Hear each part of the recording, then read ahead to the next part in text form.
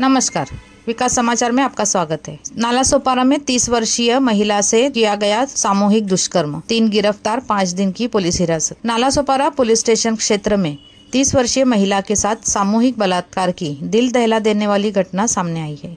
इस मामले में महिला की शिकायत पर आचोले पुलिस स्टेशन में 3 आरोपियों के खिलाफ विभिन्न धाराओं के तहत मामला दर्ज किया गया है। आरोपियों के नाम नरेंद्र मौर्य, प्रकाश सिंह और पंचराज सिंह है और इन्हें आचोले पुलिस ने गिरफ्तार किया है। वरिष्ठ पुलिस निरीक्षक बाला साहेब पवार ने बताया कि इन आरोपियों को वसई सत्र न्यायालय में पेश किया गया और 5 दिन की पुलिस हिरासत में भेज दिया गया है। घटना ही 8 तारखेला एक पीडित महिला वय वर्ष 30 ही आली होती पोलीस स्टेशनला। तिची तक्रार घेतली होती। त्या तक्रारीवरून 3 आरोपी निष्पन्न झाले होते। सदर महिला यूपी मधली राहणारी होती। तिच्या पतीशी तिचा वाद झाल्याने ती प्रयागराज मधून पुण्याला जात होती काम शोधण्यासाठी। जात असताना तिला वसईचा एक आरोपी नंबर 1 हा भेटला होता ट्रेन मध्ये। तो काही पुण्याचे लोक होते।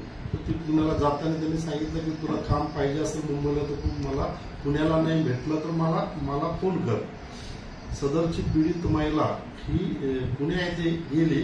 त्या ठिकाणी तिला 2-3 दिवसात काम मिळालं नाही। त्यानंतर ती मुंबई येथे आरोपी नंबर 1 जो आहे त्याच्याकडे वसई येथे आली 2-3 दिवसांनी। त्या ठिकाणी त्याच्याकडे राहिली। त्यावेळेस त्यांचे शारीरिक संबंध झाले। त्यानंतर त्याने त्यांचे ओळखीचे असलेले त्यांना राहण्याचं ठिकाण नव्हतं म्हणून त्यांच्याकडे ठेवलं। त्या ठिकाणी आरोपी क्रमांक 2 आणि 3 यांनीही तिच्याशी शारीरिक संबंध प्रस्थापित केले। त्यानंतर आम्ही जे 3 आरोपी आहेत फिर्याद दाखल होताच 3 आरोपीला आम्ही अटक केलेली। त्यांची पोलीस कस्टडी 5 दिवसापर्यंत घेतलेली आहे व पुढील तपास चालू आहे। सर, या आरोपींची आरोपी नंबर 1 हा गॅरेजवाला आहे। आरोपी नंबर 2 हे मजुरी करतात।